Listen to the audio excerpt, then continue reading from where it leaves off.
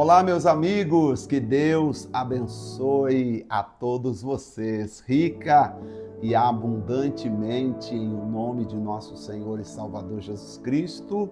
Eu sou o pastor José Maria, da Igreja Identidade de Cristo, chegando com mais uma leitura bíblica.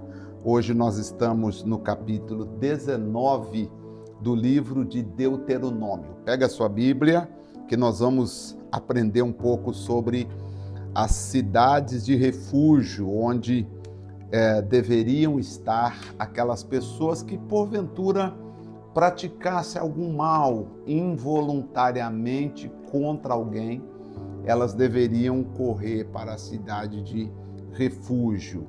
E aí nós vamos entender que seria um tipo de proteção que Deus estava providenciando para eles, de modo quando acontecesse alguma coisa involuntária. A cidade de refúgio era um lugar de proteção que obrigava as pessoas que causavam acidentalmente a morte de alguém. Ali elas eram protegidas de possível vingador ou de possível vingança por parte dos parentes da vítima, né? Então, elas iam para lá. Claro que Deus sempre colocou, e desde os tempos mais remotos, que a vingança não é o caminho para se fazer justiça, tá?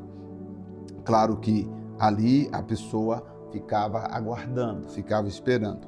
Vamos ler e vamos entender essa palavra.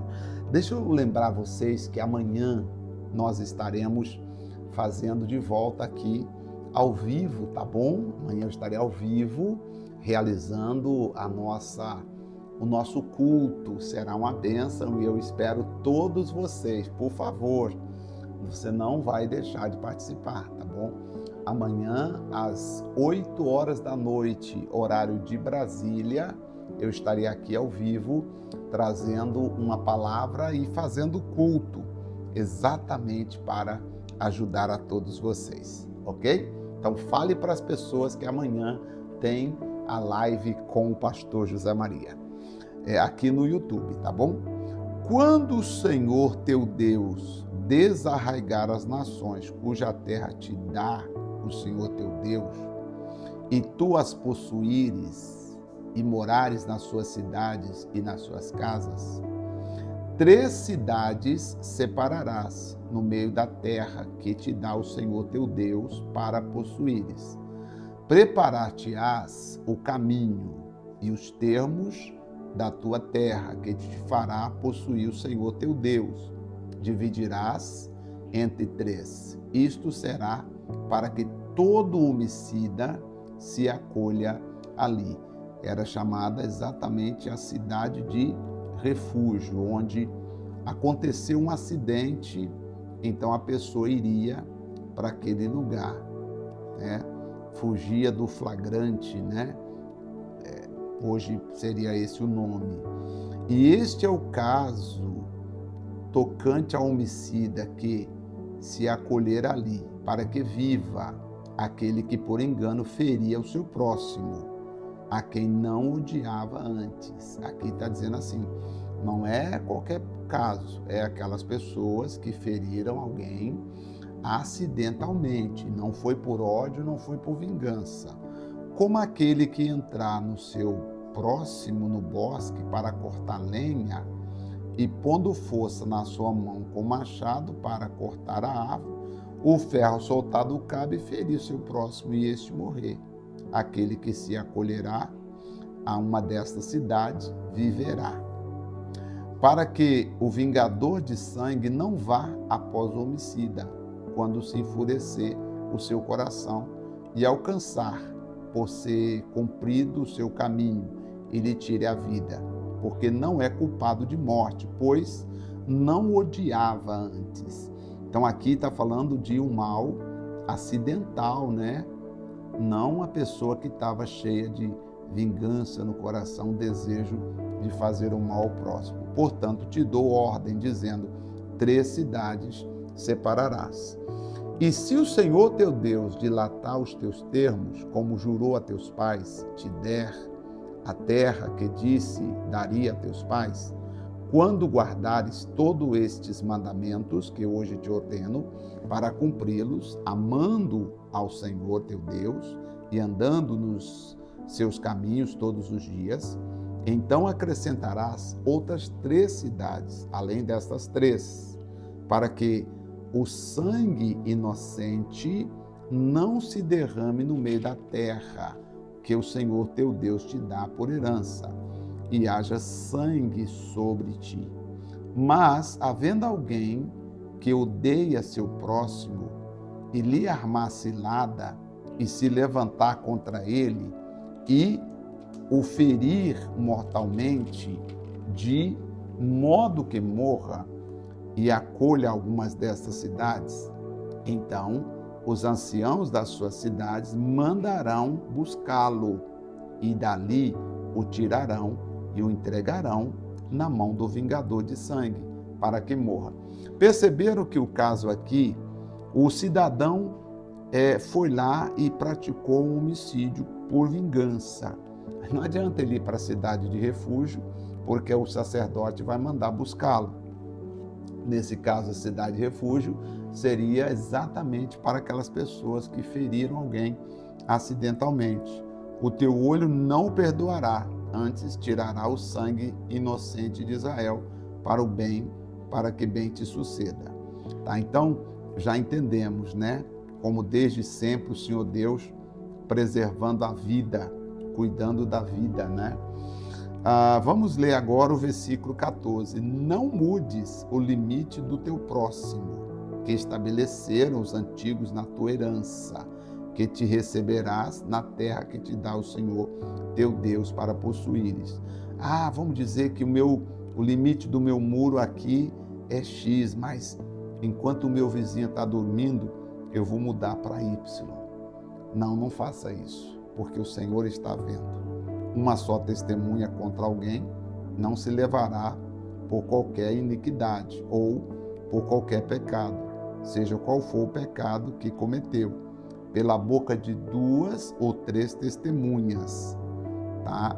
Se estabelecerá o fato. Não se julga o caso por uma testemunha apenas, tem que ter 2 ou 3 testemunhas. Interessante que a gente vê isso no direito, né? E claro que hoje, infelizmente, as pessoas estão, às vezes, distorcendo as coisas, né? Quando se levantar a testemunha falsa contra alguém, para testificar contra ele acerca de transgressão, então aqueles 2 homens que tiverem a demanda se apresentarão perante o Senhor, diante do sacerdote e dos juízes que houver naquela cidade. A demanda seria levada ao sacerdote e o juiz também estaria ali para julgar aquela situação. E os juízes inquirirão bem, e eis que, sendo a testemunha falsa, que testificou falsamente contra seu irmão, olha aí, far-lhe-eis como cuidou fazer ao seu irmão. Assim tirará o mal do meio de ti. Então, por exemplo, não havia nesse tempo aqui testemunha falsa, né? Porque havia o rigor para a testemunha falsa. Hoje, infelizmente, quantas pessoas testemunham o que não viu, fala do que não viu, inventa situações, misericórdia. Para que os que ficarem ouçam e temam e nunca mais torne a fazer tal mal no meio de ti.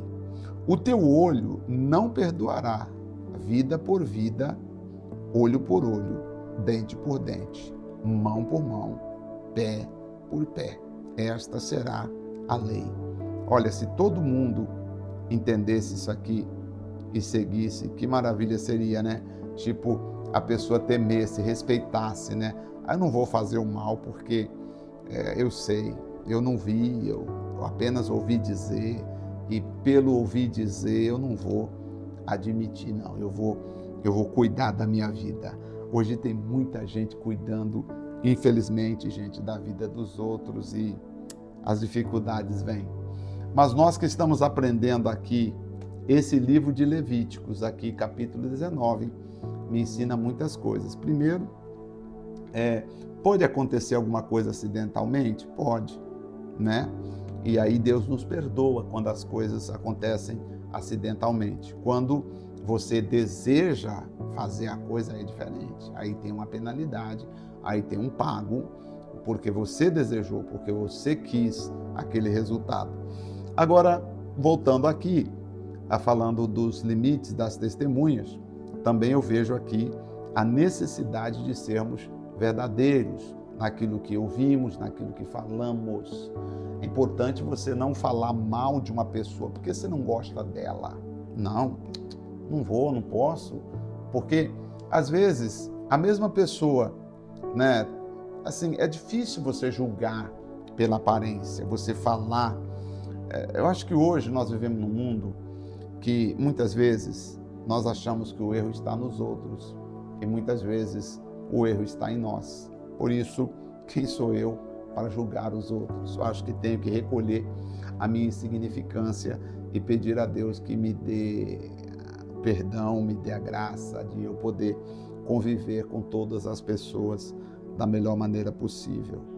E aqui eu vejo o Senhor dizendo assim, olha, o Senhor está aqui estabelecendo para que eu não invente nada contra o irmão. É importante você ser verdadeiro, sincero, para não carregar uma maldição sobre a sua vida. Vamos orar. Pai querido, Pai amado, Pai de nosso Senhor e Salvador Jesus Cristo, estamos aprendendo, crescendo, vivendo cada dia mais na Tua presença, na Tua graça. Eu, sim, meu Pai, juntamente com estas pessoas, te agradeço. Sim, agradeço em nome de Jesus. Agradeço pelo privilégio que eu tenho de compartilhar essas palavras com essas pessoas aqui. Ó amado Salvador, no nome de Jesus, estenda as tuas mãos, querido Pai, e abençoe a todos os que oram conosco neste instante, neste momento. Que o Espírito Santo venha abraçar a cada um de nós e que cada dia nós sejamos sinceros, verdadeiros e tementes ao Senhor. Obrigado, em nome do Pai, do Filho e do Espírito Santo. Amém. Graças a Deus. Amém. Louvado seja Deus. Bom, amanhã é ao vivo, então espero vocês às 20 horas, horário de Brasília. Estaremos aqui. Eu entro um pouquinho mais cedo, porque eu vou ajustando o YouTube aqui para exatamente a partir das 8 nós já estarmos conectados, tá bom?